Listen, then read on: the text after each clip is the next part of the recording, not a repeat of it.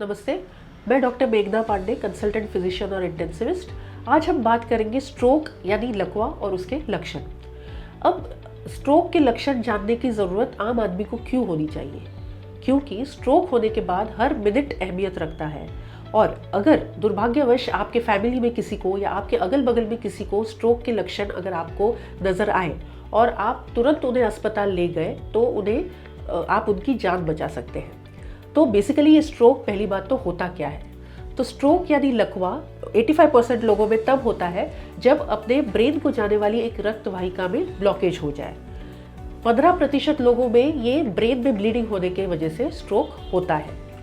तो स्ट्रोक के लक्षण क्या है? तो यूजुअली बॉडी का एक आधा हिस्सा इन्वॉल्व होता है, यानी आइदर राइट साइड या तो लेफ्ट साइड। तो स्ट्रोक में कई बार राइट साइड का हाथ या राइट साइड का पैर या लेफ्ट साइड का हाथ और पैर हिलाने में दिक्कत हो सकती है, या शरीर के आधे हिस्से में झुंझुनी या सुन्नपना महसूस हो सकता है।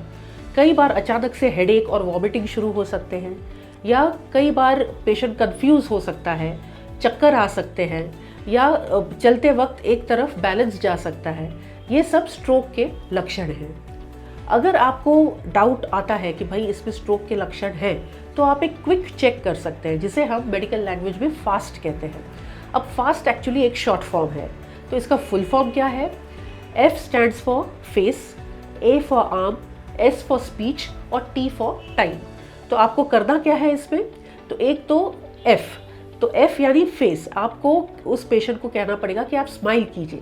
तो जब वो स्माइल करेगा तो जिस तरफ उसे अगर पैरालिसिस है तो उस साइड का चेहरा नीचे ड्रूप कर जाएगा। सेकंड पॉइंट है आर्म्स।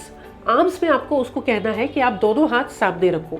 अगर उसे एक तरफ पैरालिसिस है तो जिस साइड पे पैरालिसिस है उस तरफ का जो हाथ है वो खुद ब खुद नीचे जाना शुरू हो जाएगा। तीसरा पॉइंट है S यानी स्पीच। आप उसे कुछ भी पूछ सकते हो, उसका नाम पूछ सकते हो, एड्रेस पूछ सकते हो, और आपको ये देखना है कि उसके उच्चार स्पष्ट है या नहीं। इसमें से एक या उससे ज़्यादा लक्षण अगर आपको दिखाई दे तो स्ट्रोक होने की संभावना बढ़ जाती है। तो ऐसे में आपको नेक्स्ट स्टेप पे आना है, यानी T which stands for time. तो आपको तुरंत उस पेशेंट को अस्पताल में ले जाना है। अब टाइम का इतना महत्व क्यों है स्ट्रोक के केसेस में? क्योंकि टाइम इज ब्रेन, यानी अगर आप उसको समय पे अस्पताल ले गए उस पेशेंट को, तो तुरंत उसका CT या MRI करके ये पता लगाया जा सकता है कि स्ट्रोक का कारण क्या है, यानी क्लॉट है या ब्लीडिंग है। अगर क्लॉट है तो उसको कुछ ऐसी दवाइयाँ हम दे सकते हैं जिससे वो क्लॉट पूरी तरह से निकल सकता है, जिसे हम थ्रोम्बोलाइटिक्स कहते हैं। पर ये हम तब कर सकते हैं अगर स्ट्रोक की शुरुआत से 4.5 घंटे बीत जाने तक।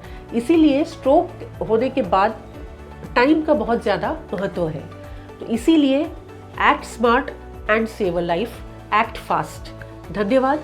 आपको अगर इस टॉपिक पे कोई भी डाउट्स हो तो आप मुझे नीचे दिए नंबर पर व्हाट्सएप कर सकते हैं। Thank you.